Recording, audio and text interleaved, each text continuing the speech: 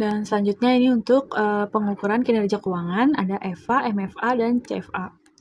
Di sini menggunakan perusahaan non-bank, yaitu PT Mayora Indah. Dan di sini untuk data inputnya dari data annual report, dan di sini nih pakainya sumbernya itu dari SBN 10 tahun atau DJPPR Kemenko, dan dari Yahoo Finance, terus dari asumsi standar yaitu 5%.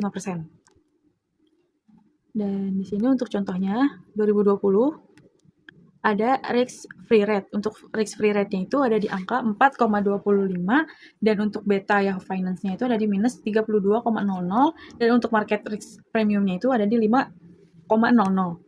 Dan untuk di beban keuangan di 2020 pada PT Mayora Indah itu ada di 601,249, dan utang berbunganya itu ada di 4,624. Pajaknya itu ada di 22,00. Dan untuk bobot utangnya atau WD ada di 43,1%, dan bobot ekuitasnya itu ada di 56,99. Di sini validasi untuk WD ditambah WE itu harus 100% agar hasilnya itu jadi hijau. Seperti ini. Dan untuk di 2021 sampai di 2024 sama aja kayak di 2020 dari data annual report dan dari Yahoo Finance. Dan selanjutnya itu ada di WACC. Untuk RF di 2020 ini ada di angka 4,25. Betanya itu minus 32,00. ERP-nya itu ada di 5,00. Dan di sini hasilnya itu ada minus 155,75. Dan untuk yang 2021 sampai 2024 sama aja kayak 2020. Masukin dulu, abis itu di sini rumusnya pakai sama dengan WACC ditambah ini C15 yang ini ditambah C6 yang ini, terus C6 yang ini, habis itu dikali C7, kolom C7 itu ini hasilnya itu minus. Dan yang 2021 sampai 2024 sama kayak 2020. Dan di sini untuk KD-nya itu ada di angka untuk KD-nya itu ada di angka 13.002,79. Ini itu dari, dan untuk tax rate-nya itu di 2020 ada di 22,00. Hasilnya ada di 142,18. Dan begitu juga yang selanjutnya dari 2021 sampai 2024. Untuk WE-nya, ini WA-nya itu di 2020 ada 56,99%. WD-nya itu dari 43,101%. Dan ini WD-nya itu dari yang sheet sebelumnya. Nah, terus hasilnya itu ada di 42,73,39. Dan untuk yang selanjutnya sama aja. Ini untuk hasil EVA-nya itu di 2020 komponen laba usaha ada di 2.837.928.000. Dan untuk tax rate-nya itu ada di 22,00. Hasilnya itu ini hasilnya dari dengan rumus nih C5, kolom C5 ini dikali 1 dikurang C6 yang ini 22 dan dibagi 100. Hasilnya itu 2.208.123.840. Dan untuk yang selanjutnya nih 2021 sampai 2024 sama aja kayak di 2020. Untuk total ekuitasnya itu ada di 8.063.242. Utangnya itu ada di 4.624. Dan hasilnya itu ini dari rumusnya dari C10 yang ini total ekuitas ditambah utang. Hasilnya 8.067.866. Dan yang selanjutnya juga sama 2021 sampai 2024 hasil sama kayak gini.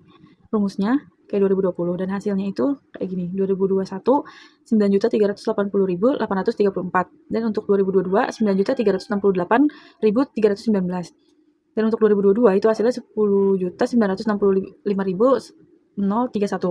Dan untuk 2024 hasilnya itu 13.951.369.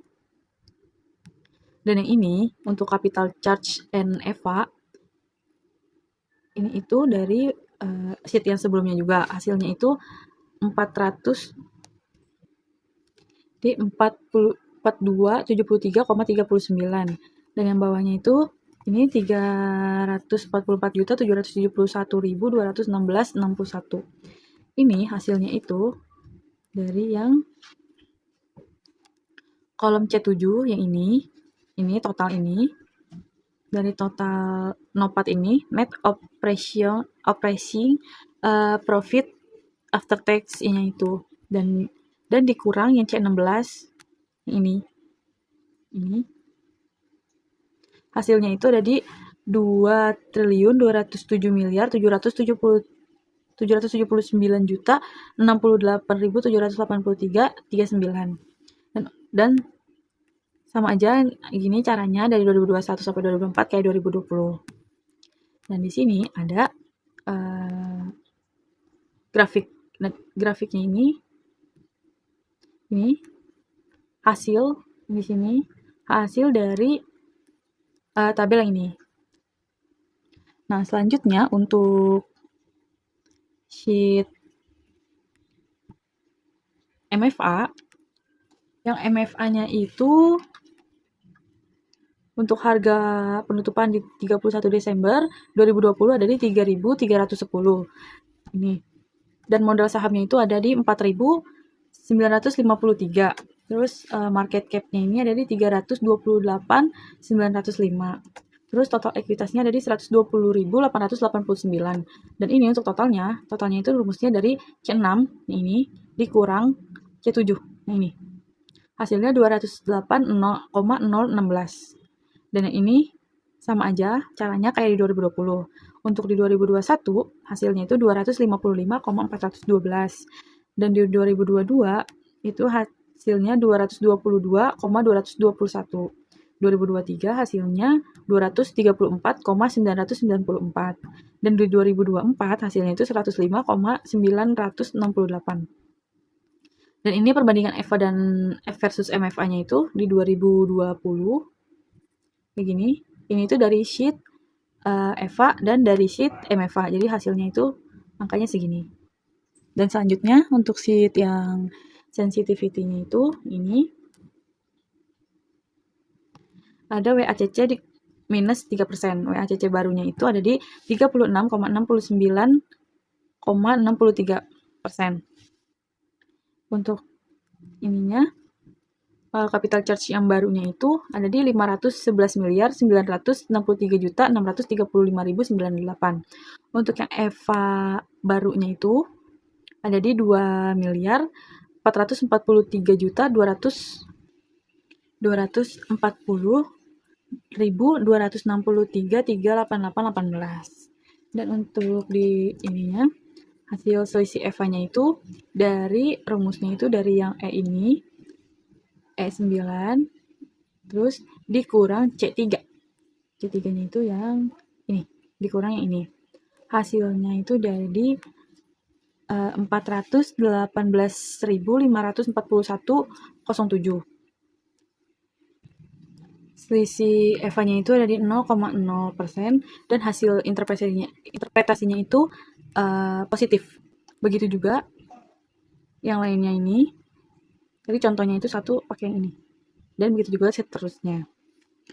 Hasil untuk dashboardnya ini. Nah, WACC-nya itu di hasilnya akhirnya kayak gini. Untuk tren EVA dan MFA 2020 sampai 2024. Makanya dapat segini. Dan terus untuk interpretasinya itu nih. Untuk PT Mayora ini tahun berapa EVA tertinggi, mengapa, terus jelaskan faktor NOPAT dan WACC. Di sini sudah saya jelaskan. Yang tertingginya itu di tahun 2024 yaitu sebesar 2 2.443.239.887. Nih, di tinggi 2024 itu disebabkan oleh peningkatan nopatnya yang mencapai angka tadi dan merupakan nilai tertinggi selama periode pengamatan. Dan yang kedua, apakah tren MFA konsisten dengan tren EVA? Di sini berdasarkan hasil perhitungan periode 2020 sampai 2024, tren MFA secara umum cukup konsisten dengan tren EVA. Karena nilai EVA tercatat selalu positif. Yang tadi di sheet sebelumnya kan positif. Dan terus, untuk bagaimana perubahan WACC mempengaruhi EVA. Berdasarkan hasil pada sheet sensitivity perubahan WACC-nya itu memiliki pengaruh yang berbanding terbalik terhadap EVA. Ketika WACC meningkat, biaya modal yang harus ditanggungnya itu di sini meningkat karena biaya modal yang harus ditanggung. Dan terus, di sini apakah CAPM sederhana cukup? Apa keterbatasannya? Jawabannya itu di sini dalam perhitungan WACC PT Mayora, penggunaan CAPM sederhana sudah cukup untuk mengestimasi biaya ekuitas karena model ini mudah digunakan dan hanya memerlukan 3 komponen utama, yaitu tingkat bebas risiko, beta saham, dan return pasar. Jadi di sini CAPM juga menjadi metode yang paling umum digunakan dalam analisis keuangan dan penilaian perusahaan. Dan di sini kesimpulannya, apakah perusahaan ini menciptakan nilai bagi pemegang saham? Jawabannya itu, berdasarkan hasil analisis EVA dan MFA dan WACC periode 2020 sampai 2024, dapat disimpulkan bahwa PT Mayora Indah sudah menciptakan nilai bagi pemegang saham. Hal ini dibuatkan dengan nilai EVA yang selalu positif selama 5 tahun berturut-turut. Jadinya kesimpulannya itu PT Mayora ini menciptakan nilai bagi pemegang saham.